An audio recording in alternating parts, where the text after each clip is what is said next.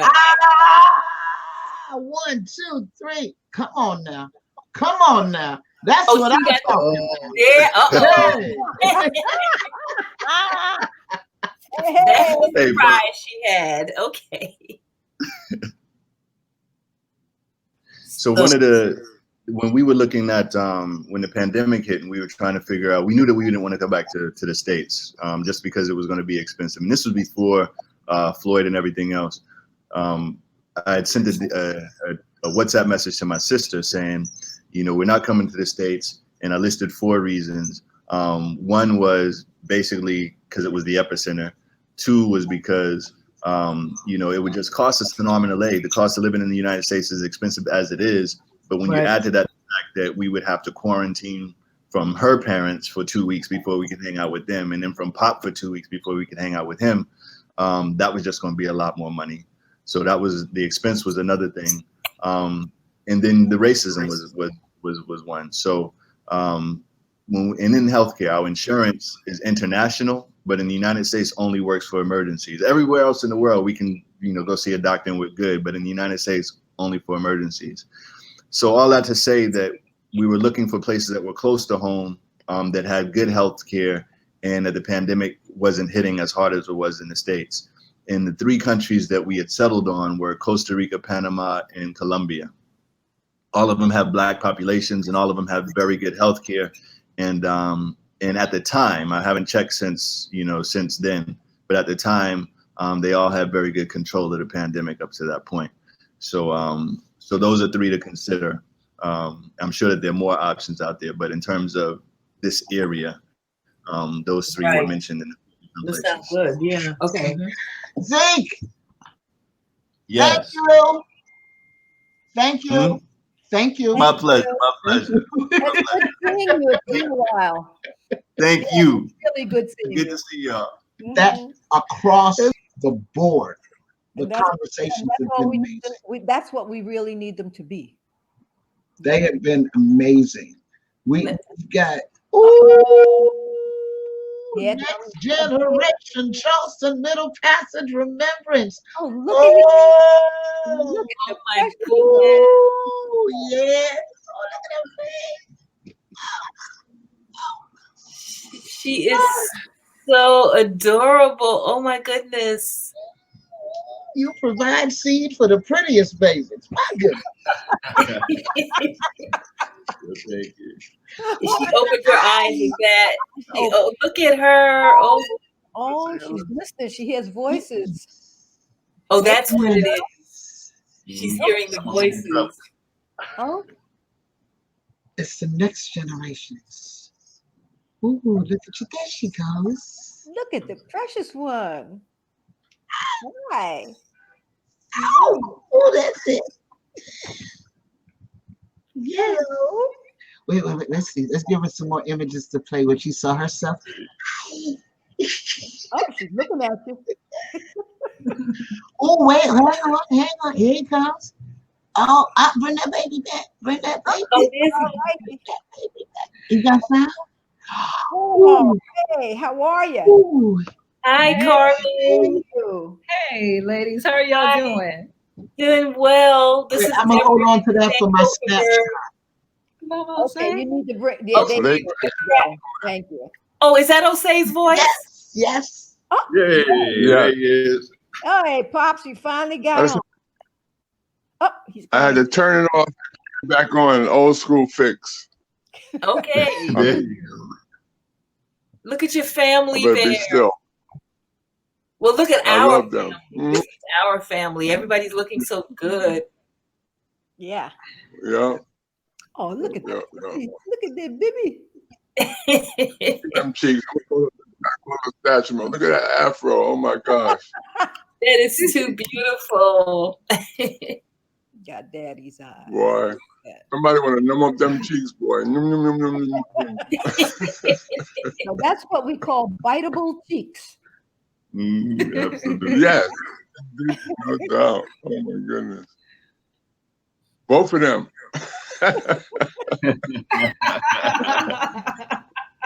They talk about it.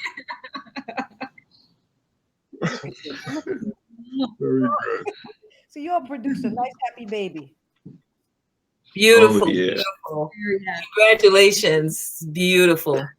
And how will you be observing Middle Passage Remembrance in Kuwait? Is this question for me or for both of us? Both of you. Isn't it a family affair? Got you. Got you. Well, you know, I really try to make sure that we are observing some sort of remembrance every day. So for us, it's kind of just a matter of keeping up our daily rituals. We have an ancestor altar here. Mizan and I visit that on a regular basis.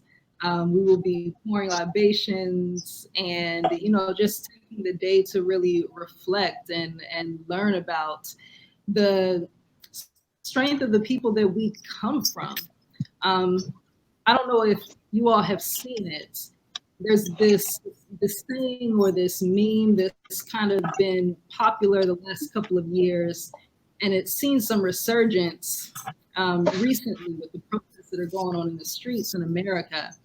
And it goes something like, we are not our ancestors, you know, implying that our ancestors are somehow weak or lack strength. And I feel like it's so unfortunate that there is that level of misunderstanding, even though I know where it comes from. You know, these are our grandparents' hands or something like that. Yeah, something to that effect. Something like, we aren't our grandparents, you'll catch these hands. And, you know, we understand where it comes from. We know the system in America does not do justice to our story. We know that it doesn't speak about the strength, the resolve, the sacrifice, the power that we come from.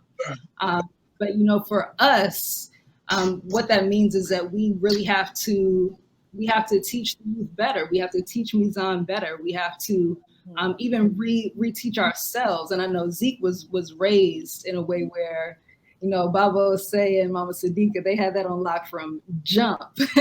But a lot of us are reteaching ourselves and really making an effort to reach back, to affirm that connection that exists with our ancestors, to affirm the strength that is in our blood.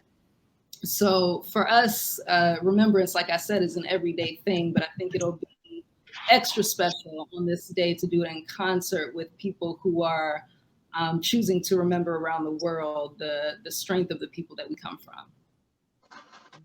Yes. And on our Remembrance Day, we are actually focusing on those ancestors that perished in the Middle Passage. So that's the focus of this particular. But we do acknowledge our other ancestors, you know, ancestors that did not die in the Middle Passage. But that's where we start, and then we talk about other ancestors, and we come back to those that perished in the Middle Passage because nobody thinks about them. Well, now they do. We're pushing that all the way around the world. So that's why it would be important for y'all to do this one. They remember the Africans that perished in the Middle Passage on Saturday. Right. Add that to the ballast. Mm-hmm. Absolutely. Carmen. Hey. Hi, Carmen. Girl, I ain't seen you since you was on the waters. That was a good night. That was dancing on the waters. There's some wonderful footage of you, which I'm sure Brenda will rewind and will be showing during the virtual Sankofa Remembrance Weekend. Beautiful. Okay.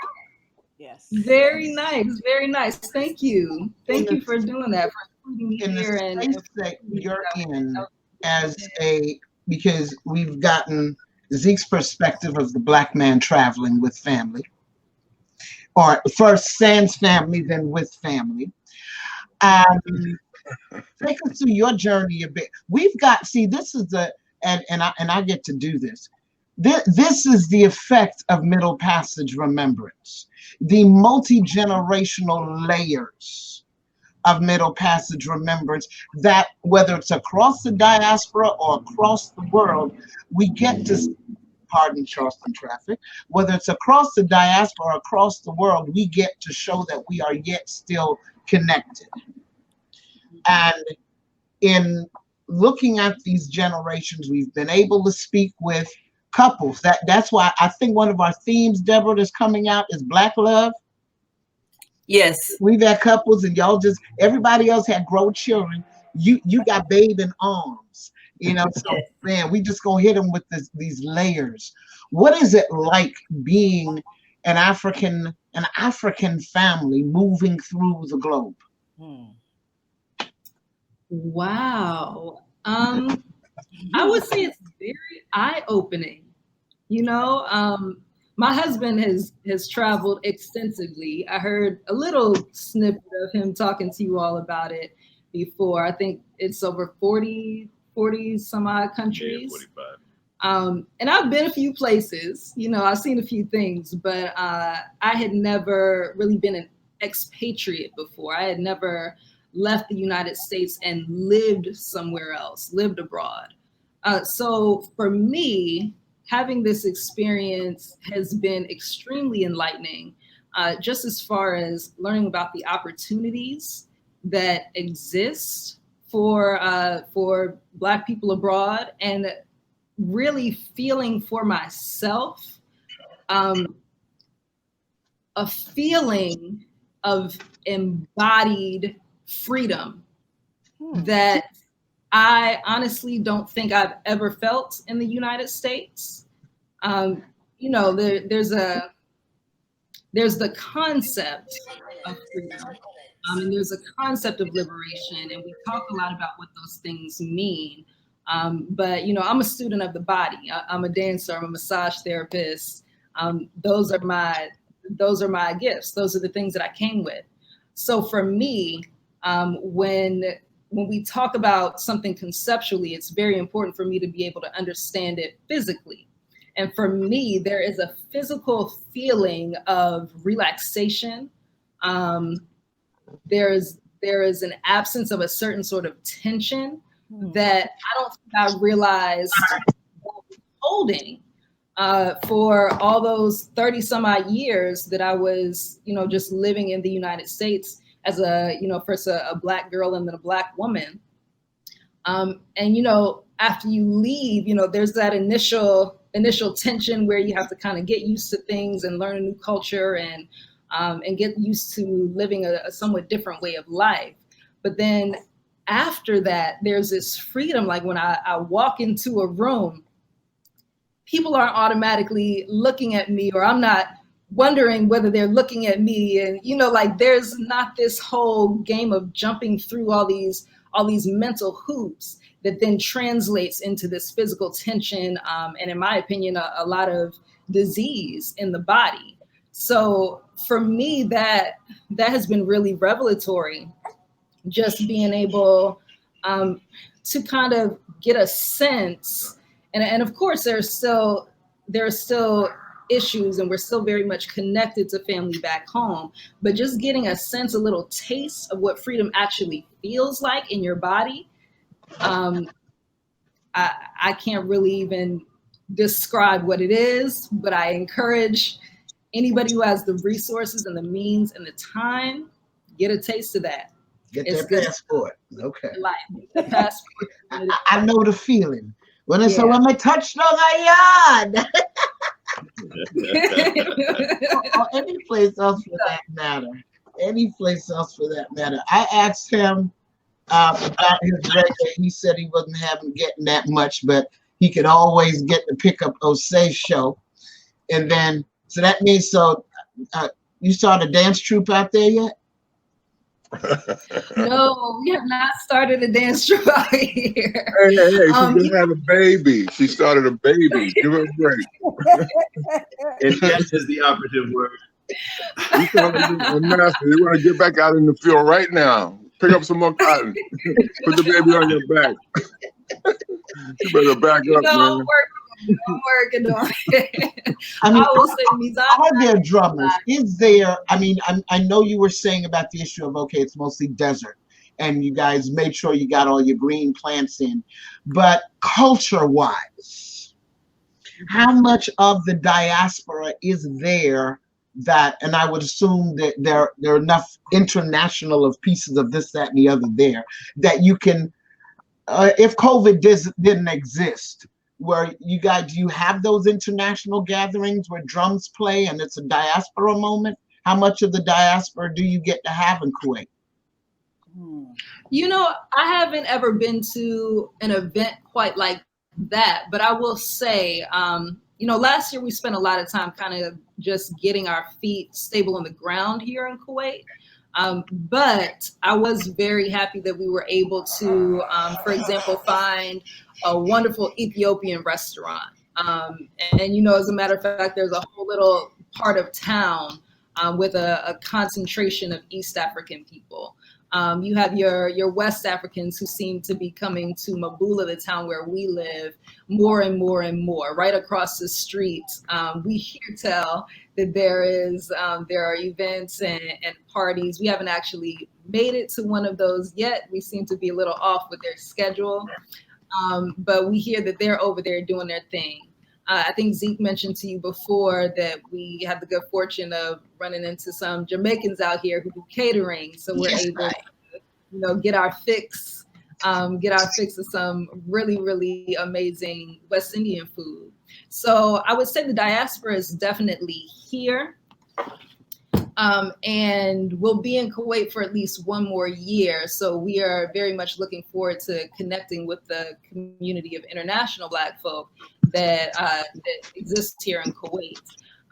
Now, we have been able to have events and really cultivate a community here of African Americans who are living abroad and who are teaching at our school in Kuwait.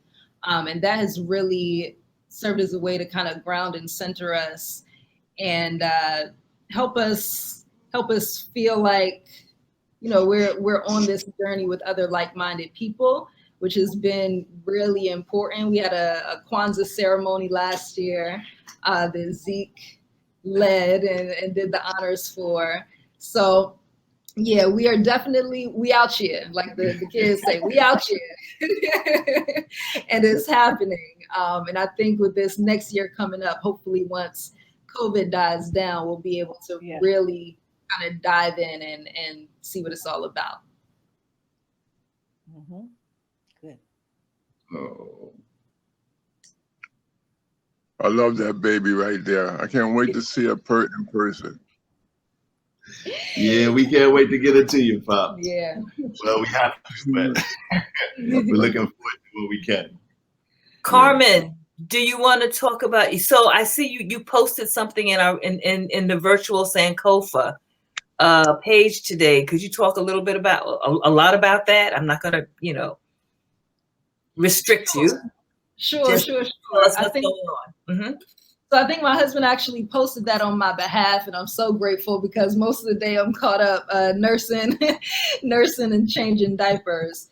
But as I mentioned before, I am a body worker, I'm a dancer, and I'm an energy worker. And one of the modalities that I've learned over the years is called Reiki. It's a very simple, accessible method of energy work, which has been shown to help ease symptoms of stress and emotional trauma. So one of the things that I knew I wanted to do once I became a third level Reiki master practitioner is I knew that I wanted to be able to pass that work on to other people that look like me, to other Black Deist people, and Deist stands for descendants of Africans enslaved in the United States. I think I'm talking to the crowd here who has heard of something called post-traumatic slave syndrome. We know about the ways that Black people have experienced all types of trauma throughout the ongoing Ma'afa, that is the Holocaust our people have experienced.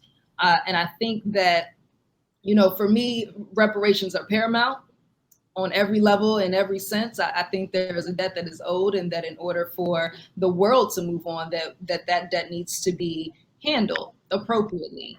And that's, you know, financial and everything else. But one of the ways that I think reparations really needs to be tended to is healing our spiritual and emotional and energetic bodies, healing the trauma that exists in our DNA because of the intergenerational effects that so much violence has had on us. So I said all that to say, I developed a program called Reiki for Reparation. And it is an online course in conjunction with one-on-one mentorship with me, where I teach people how to use this energy work modality to heal themselves and heal those closest to them, heal their families and their immediate communities.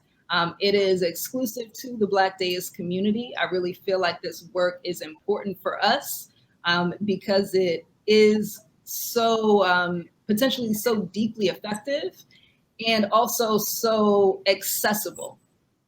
So what you get in that course with me is, of course, training in the Reiki modality, but also a number of supplemental materials that talk about the why and the how and the need for this in our community specifically. So that's what I'm up to right now. I developed the program about 2 years ago, but I feel like the time is now that there are lots of people out there who want to be allies and who want to be actively anti-racist. The time is now to set up a scholarship program for something like this. You know, like people can check out the course page. They can donate so that I can start giving these services away to the people who need them the most, but may not have the money to access it right now. So yeah, Reiki for Reparation is a project that's been in the works for a little while, but it is definitely of the moment. And I'm looking forward to accepting some scholarship recipients very soon. We just had our first one fully funded. So applications are up on our Facebook page, and I have no doubt that we will be able to meet our goal of 5 scholarships before the summer solstice. So go ahead, and this is just me plugging at this point. Go ahead and check out our course page, check out that scholarship application, share far and wide, please, and encourage our allies and our co-strugglers to really support this scholarship as their way of contributing to the movement.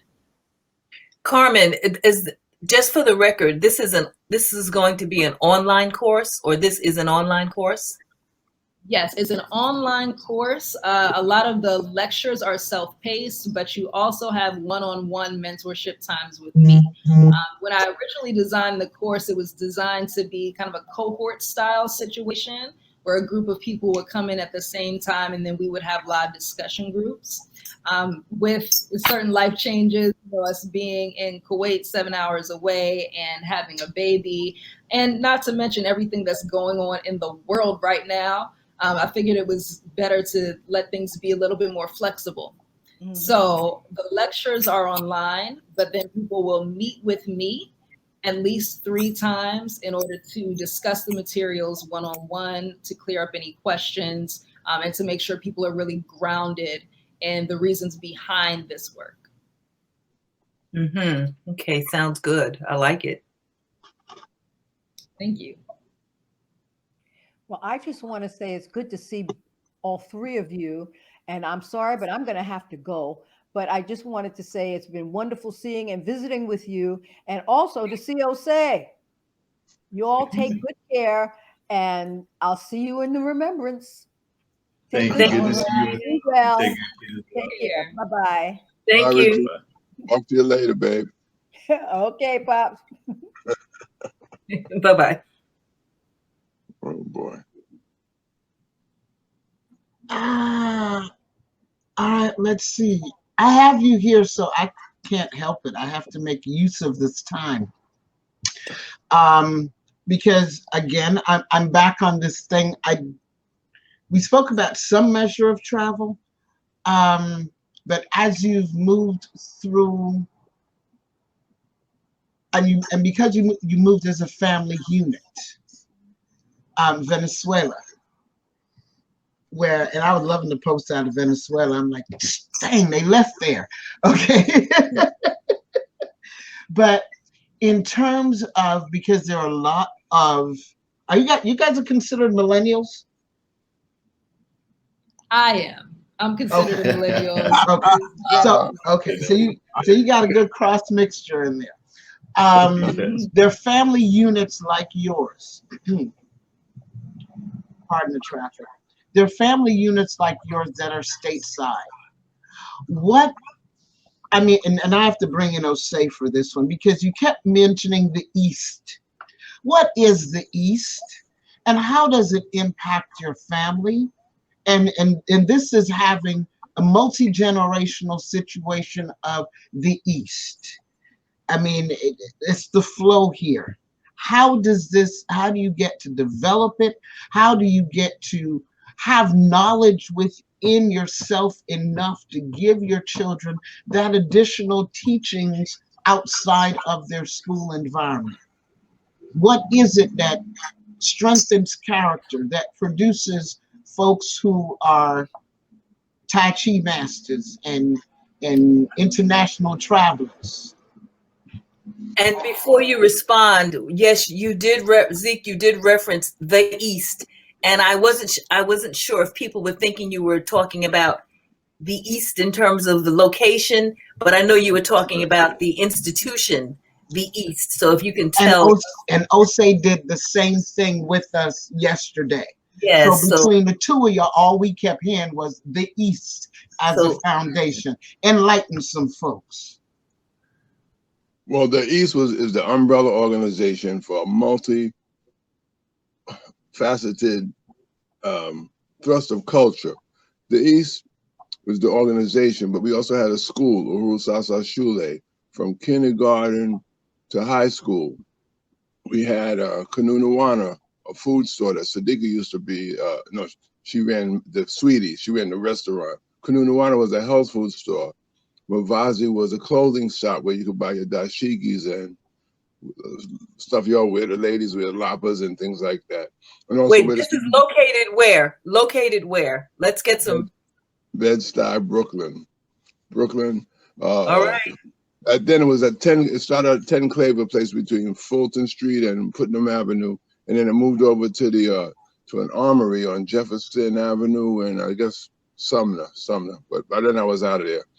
But it was a very unique organization, and the East Sisters still thrive. The sisters that were down with it, they still meet once a year. They do different travels and everything.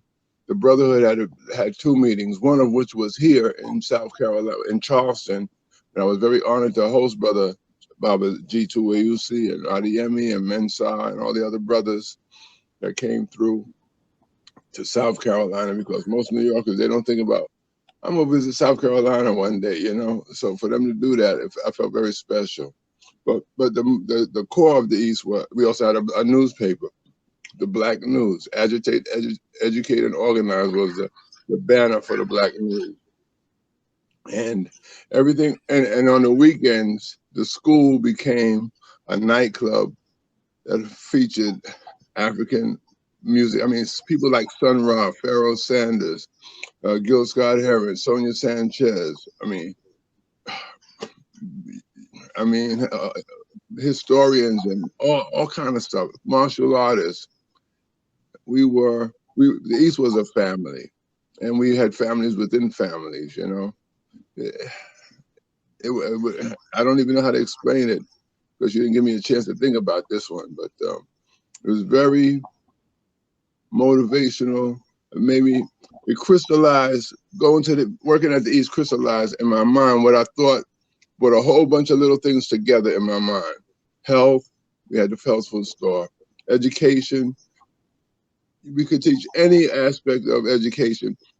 Language, mathematics, science, and do it from an African perspective. And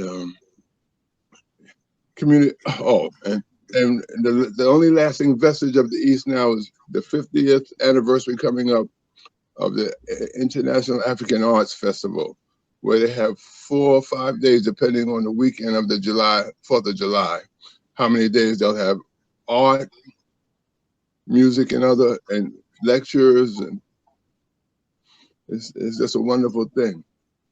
Every year they had that in Brooklyn. They started out at Boys and Girls. We started out on Claver Place, 1972. The African Street Festival. The African Street Festival. Zeke was a ham baby, and Chair was getting ready to be born. And then that evolved into like a 4 or 5 day festival, and it now is in Commodore Perry Park by Fort Greene. I mean, the park is about 5 or 6 blocks long, 3 or 4 blocks wide. And throughout the park is all kinds of stuff: vendors, stages, food, clothing, artifacts, furniture. I mean, it's all African or African rooted. When I joined the East, I just graduated from college, and I was one of the few that went there that were working at the East, that graduated from college, because they had many high school students that dropped out of the public schools, and they joined the African Student Association, which was mentored by the African Teachers Association, because they were trying to have community control of the schools in Brooklyn at the time, and there was a lot of resistance by the union, teachers union. So G2AUC said, well, we're gonna do our own thing. That's putting it, that's not really giving it all of its thrust that it should get. But that's what happened. They started the East, I joined in, I made my contribution, and then I left to grow my family. And we're still related, because it was Adeyemi, my brother Adeyemi. He was the principal of the Hurusasa High School when I was the principal of the middle school. He's the one that encouraged us to do Remembrance. Remember Deborah? Adeyemi came from, yeah. And well, okay. Well, that's the way I remember it. Right. Okay. Yes. And you already had an experience with the tribute to the ancestors in Brooklyn as well. Right, right. But Adeyemi opened my eyes to this thing that we're still doing now, 23 years later. Right, right, absolutely. Yeah, that's it for me. It's never it for you. Well, you have so much information. It can't be it for you, because look, there's two next generations right there. Well, I'm just trying. Listen, about 3 or 4 years ago, Zeke helped me put together. Did you help me put that slideshow together? Because I was doing a panel with Millicent Brown and Herman Blake and Jim Campbell. Yeah, Sister Deborah organized at the Avery. Sister Deborah was part of that. Yeah, y'all put that together, so I was able to make a coherent presentation rather than this rambling and fumbling around that I'm doing now. I'll show that to you one day. In the archive. I still have it somewhere. Mm-hmm. There must be something at Avery too, right? You mean the presentation? Yeah, recording of the presentation. Oh, probably, yes. I mean, being that Avery is a repository, that meant that Avery keeps everything. That's right. So I'm sure it's archived there. Now, you do know that I retired. I do, but I know you are aware. But I do know as an emerita, you must have access. Let's hope. Yes, indeed. Yeah. And Zeke and Cheo, they went to Uhuru Salsa for a summer. I think it was 74. And before that, I had them attending Nairi Education. After I left the East, Baba Jitu hooked me up with a brother named somebody Gray, I forget remember. But he had a Nairi Education Institute in New Brunswick, New Jersey, and he was modeling his school after the principles that the East provided, because the East was also a founding member of the Internet. What was it? It was Associated of All Black Independent Black Institute, the Council of Independent Black Institutions, CB. And Charles Gray wanted to have his organization be in that so that they could have the same formats and at least the foundation. So I went over there and spent the year with them. And Azikwe and Cheo, I'd take them every daggone day. Well, I tell you what, that was tough to drive from Brooklyn to New Brunswick. Once in a while, we spend the night over at one of the teachers' house.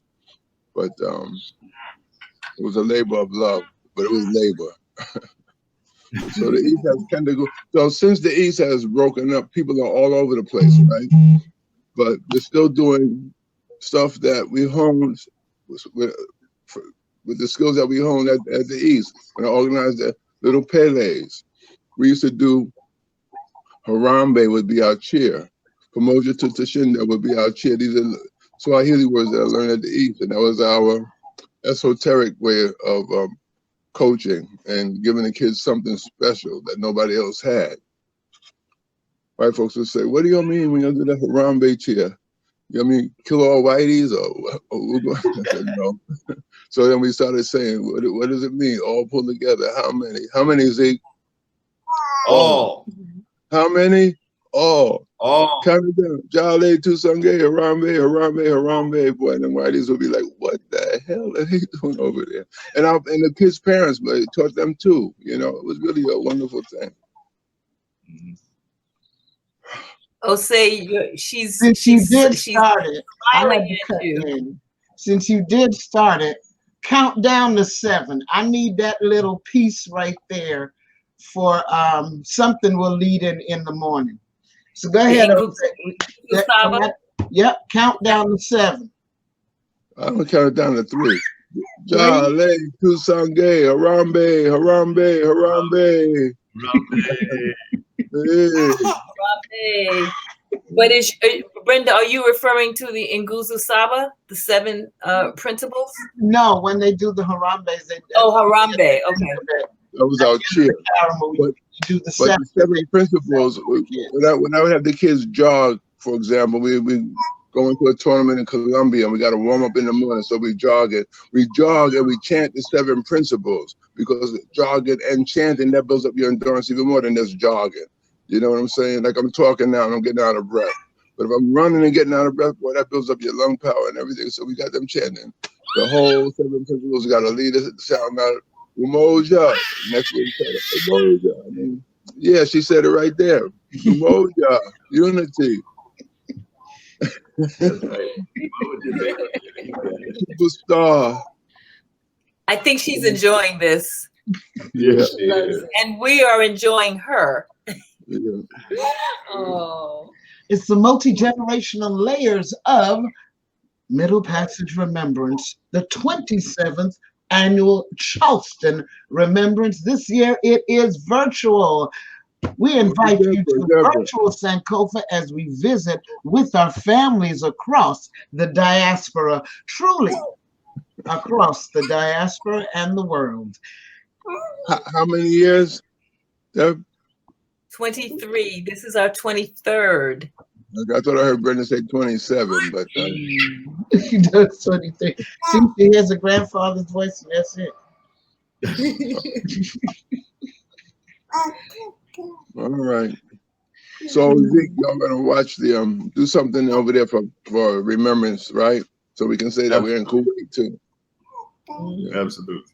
Okay, good. Well, I know what is it, about 8:30 there, 8 or almost 9. We don't want to hold you too much longer because I know it's getting late there. Yeah, it's almost. But any parting thoughts or words or anything that you'd like to share? What's her middle name? Sadika. All right. Beautiful. That's right, baby girl. That's right. And I definitely feel that she has that, mom's optimistic spirit and that bright. She's a beautiful baby girl. Yes. Beautiful. I gotta tell you, Carmen reminds me of your mother so much, man. Such a beautiful spirit. Yeah, that's true. Yeah, y'all are soulmates. I know from the first time I met her, and from the first time you did my show, and you knew you was in love. Oh, I'll leave that alone, but it's lovely. I was out of town and Zeke did the show, boy, and he was playing all these love songs, and oh man, it was dripping. So I said, Zeke, what's going on there? You smitten? You sound like you smitten. He said he was. Yeah, baby. And I kind of said, Cherry, you listen to the show? He said, yeah, man, Pop, she got him. Yes, I did. Yes, I did. That's a beautiful thing. Thank you. I hadn't heard from Naiva for a while, and her text was, so what's her name? Yeah. I mean, anybody that knew Zeke knew something was up, boy. Beautiful, beautiful. Oh, God bless you. Well, he said she confirmed it. Yes. Black love exists. It's nothing but black love all through virtual Sankofa. Yes. Yes, black love from Kuwait. Black love, let's see, was it Tanzania, by way of Kenya, by way of Jamaica, black love in Nigeria. Woo! Yes. Yes. So please, if you get the opportunity, watch some of the interviews. They're really good. They're really powerful. Watch the definite ones from Goge Africa. I don't know if you ever had a chance to meet Isaac and Neka of Goge Africa, but they gave a powerful interview. And I know Osei had them on the radio show. They used to come and stay in Charleston with me during a period. Yeah. And yeah, I don't know if you remember that, Osei, when you. I do, but I remember more that Sadiqa and you really hung out with them a lot more. But it was a good thing.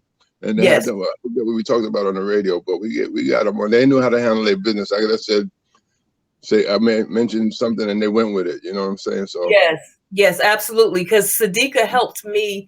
Well, I worked on a magazine with them, and I was setting. Yeah, I worked on a magazine with them during a period, and I set up a couple of showings at Avery, and Sadiqa helped with that, and she helped take them around a little bit and stuff when they came into the country. Yeah, so that was really good. And didn't they put us in the magazine? Yes. One of them issues. Yes. Yeah, I got it. Yeah, we were in the magazine. Absolutely. Goge. Goge Africa. Yes. Mm-hmm. All right, folks. Thank you for getting me in on this at the last minute. Everything. Yes. We've been proficient. Yes. In and out, mic on. Bye-bye. Bye, baby. Okay, so thank you so much for joining us, and look forward to seeing you when you come back to the States.